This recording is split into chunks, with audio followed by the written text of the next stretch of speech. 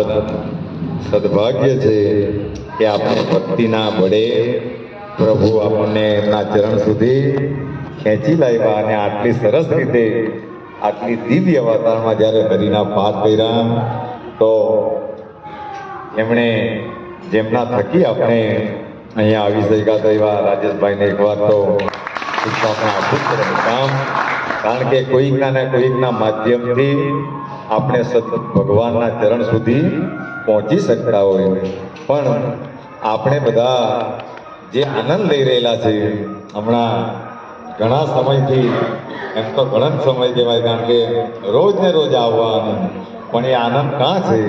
તો હરિના નામમાં છે. આપણા બધાનું સદભાગ્ય છે. જુઓ, રોજ તેને તે ધૂનો, તેને તે મંત્રો, પણ એની અંદરથી જ આપણને કંઈક ને કંઈક ઉર્જાઓ મળી રહેલી છે અને એને લીધે આપણે આનંદ ભોગવી રહેલા છે.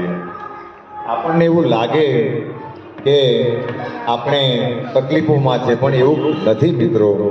આપણે જે બધા હમણાં ભોગવી રહેલા છે, હાલમાં આપણે જે ભોગવી રહેલા એ સુખ નહીં ભોગવી રહેલા, અરે મહાસુખ આપણે બધા ભોગવી રહેલા. આપણે જે પ્રભુની આપણા પર બહુ મોટી કૃપા છે કે આપણે હમણાં મહાસુખને ભોગવી રહેલા છે. આપણું તંત્ર સરસ રીતે ભગવાનની કૃપાથી ચાલી રહેલું છે. આપણને હમણાં ભૂખ પણ લાગી રહેલી છે, આપણને હમણાં ઊંઘ પણ આવી રહેલી છે, આપણને ભગવાન તીર્થોમાં પણ લઈ જયા કરે. બધી જ વસ્તુ હમણાં સવડી છે. હું કામ?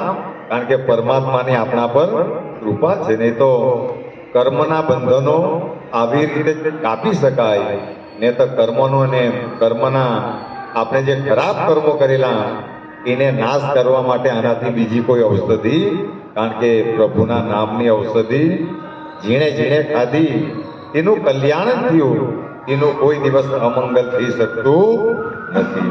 તો એક વાત મહાત્માને સન્માન કરવું પડે, કારણ કે તમારા થકી આ બધા ભક્તો